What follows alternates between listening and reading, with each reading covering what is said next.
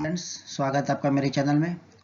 तो आज हम एनसीईआरटी क्लास 8 मैथ में गणित में चैप्टर नंबर 11 क्षेत्रमिति मेंश्योरेशन इसका पार्ट 2 प्रश्नावली 11.1 का क्वेश्चन नंबर 4 और 5 सॉल्व करेंगे। इससे पहले प्रश्नावली 11.1 का क्वेश्चन नंबर 1, 2, 3 का वीडियो मैं ऑलरेडी अपलोड कर चुका हूं, जिसकी लिंक मैंने डिस्क्रिप्शन बॉक्स में दे रखी है, आप वहां जाकर देख सकते हैं। तो चलो हम शुरू करते हैं। और शुरू करने से पहले यदि आप नए हैं और आपने मेरा चैनल सब्सक्राइब नहीं किया है तो प्लीज़ सब्सक्राइब कर लीजिए, जिससे भविष्य में आने वाले वीडियो का नोटिफिकेशन आपको मिलता रहे। तो प्रश्नावली 11.1 हमें दिया है, इसका क्वेश्चन दिया है कि फर्श बनाने के लिए उपयोग की जाने वाली एक टाइल का आकार समांतर चतुर्भुज का है, जिसका आधार यानी बेस 24 सेंटीमीटर है और संगत ऊंचाई 10 सेंटीमीटर है। 1080 वर्ग मीटर क्षेत्रफल के एक फर्श को ढकने के लिए ऐसी कितनी टाइल्स की आवश्यकता होगी?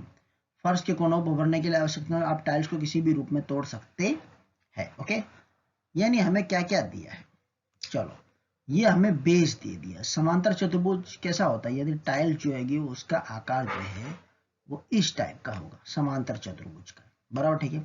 इसका बेस और मैं हाइट ले लेता हूँ, यानी बेस यानी ये आधार मुझे बी दे दिया है और ये मुझे हाइट एच दे दी, बराबर।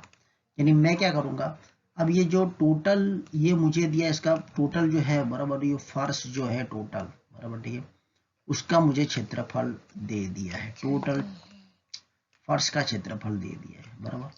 और इसमें से मुझे एक टाइल का क्षेत्रफल मैं फाइंड करूंगा, तो इस टोटल से मैं भाग दे दूंगा। एक टाइल का क्षेत्रफल फाइंड करने के बाद टोटल से अगर मैं भाग दूंगा, यानी मुझे इस क्षेत्रफल में फर्श को ढकने के लिए कितनी टाइल्स की जरूरत पड़ेगी वो मुझे मिल जाएगा, बराबर। तो यहाँ पर एक टाइल का क्षेत्रफल आधार गुने ऊंचाई होता है। आधार कितना दिया 24 और ऊंचाई कितनी दी है 10। इन दोनों का गुणा करो, यानी हमें कितना मिलेगा 240 सेंटीमीटर स्क्वायर। ओके, ये याद रखना, ये सेंटीमीटर में है और ये मीटर में, वर्ग मीटर में, यानी इसको भी हमें सेंटीमीटर में ना, सॉरी, इसको भी हमें, ये जो सेंटीमीटर दिया है इसको भी हमें मीटर में बदलना पड़ेगा, बराबर। तो एक फर्श को ढकने के लिए कुल टाइल की संख्या बराबर फर्श का क्षेत्रफल बटे एक टाइल का क्षेत्रफल, यानी फर्श का क्षेत्रफल कितना दिया 1080, बराबर। तो यहां मैंने 1080 लिख लिया, बराबर, 1080 बटे में ये 240 लिख लिया। अब मैंने 100 गुणे 100 क्यों लिखा?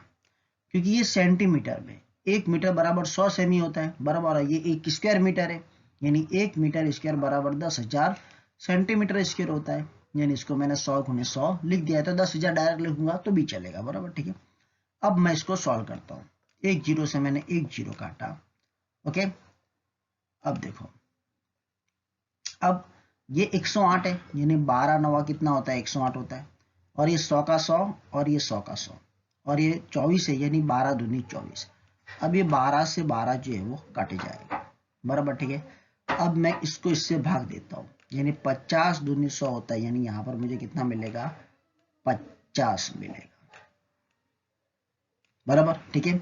अब 9 गुणे 100 गुणे 50, ओके, 50 गुणे 100 यानी 5000 और 9 पंचे 45, यानी टोटल मुझे कितना मिलेगा 45,000 टाइल्स मुझे मिलेगी, बराबर, ठीक है। यानी उस फर्श को ढकने के लिए मुझे कितने टाइल्स की जरूरत पड़ेगी? मुझे 45,000 टाइल्स की जरूरत पड़ेगी। तो अगला सवाल दिया है कि एक चींटी किसी फर्श पर बिखरे हुए विभिन्न आकारों का भोज्य पदार्थ के टुकड़ों के चारों ओर घूम रही है।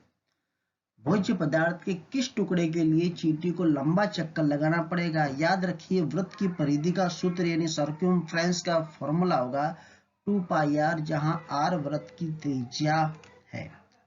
चलो, हमें इतना दिया है, बराबर, ठीक है। तो इसका आकार जो है वो भी दे दिया है, बराबर, ठीक है। अलग अलग आकार दिए है, हम वन बाय वन सब सॉल्व करेंगे, बराबर, ठीक है। तो पहले जो चींटी लगा चींटी जो चक्कर लगाती है वो इस आकार का है, बराबर, ठीक है, जिसे से सेमी सर्कल बोलते हैं, बराबर, अर्धवृत्त कहते हैं, बराबर। तो मैं अर्धवृत्त का क्षेत्रफल फाइंड कर लूंगा, बस, और परिधि फाइंड करूंगा, बराबर, ठीक है, क्योंकि इसके किनारे और घूमती है, बराबर, ठीक है। और ये जो इसका मुझे ये डायमीटर दिया है, इसका व्यास मुझे 2.8 सेंटीमीटर दिया है, बराबर, ठीक है, यानी मैंने यहाँ पे लिख लिया व्यास बराबर 2.8 सेंटीमीटर। अब मुझे इसकी ये व्यास दिया है तो मुझे पाई आर फॉर्मूला रखना है, बराबर, ठीक है, तो मुझे त्रिज्या ढूंढनी पड़ेगी, यानी त्रिज्या बराबर व्यास बटे में 2, यानी 2.8 बटे में 2, यानी मुझे त्रिज्या कितनी मिलेगी, 1.4 सेंटीमीटर।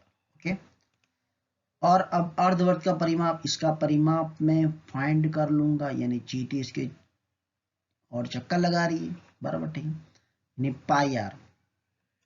ओके, यानी पाई की वैल्यू 22/7 मल्टीप्लाई बाय 1.4, यानी 1.4। आर की वैल्यू मुझे कितनी मिली, 1.4।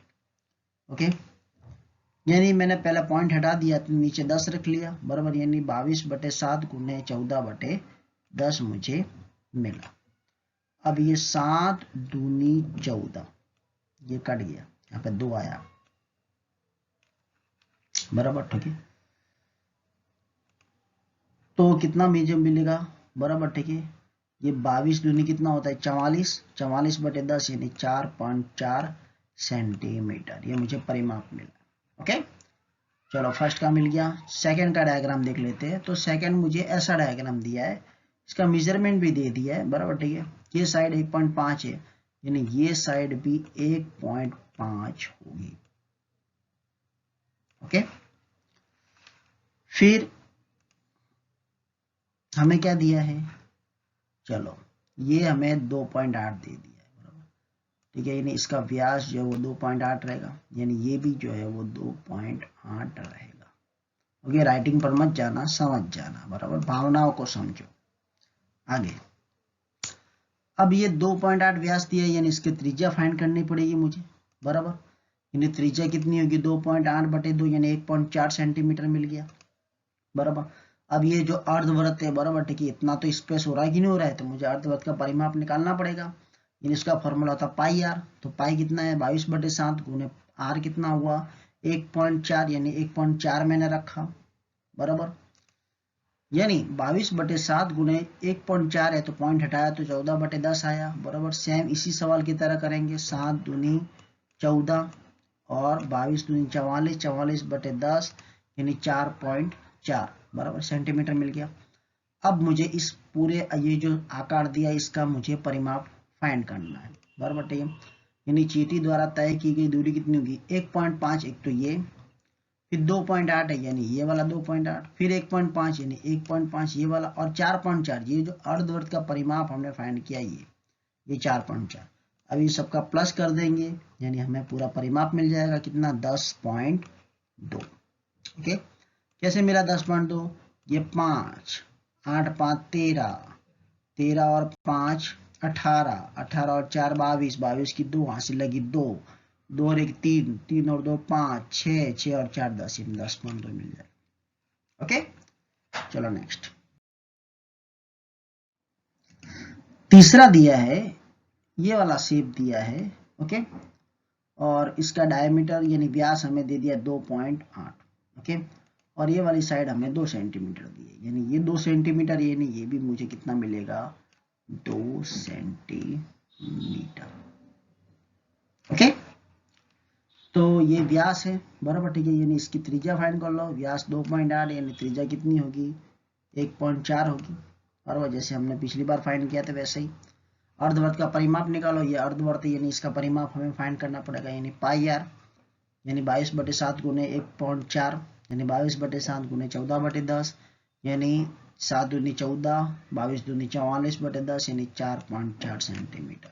ओके, यानी अब चींटी द्वारा तय की गई दूरी, बराबर, 2 + 2 + ये 2 और ये इसका अर्धवृत्त का परिमाप कितना मिला, 4.4, इन सब का प्लस कर देंगे तो मुझे कितना मिलेगा, 8.4, बराबर, ठीक है, यानी राउंड बी जो है, बराबर, ठीक है, उसमें 10.2 आ रहा है, यानी चींटी ने सबसे लंबा चक्कर कहां पर लगाया, राउंड बी में, इस प्रकार हम कह सकते हैं। Okay, thank you for watching.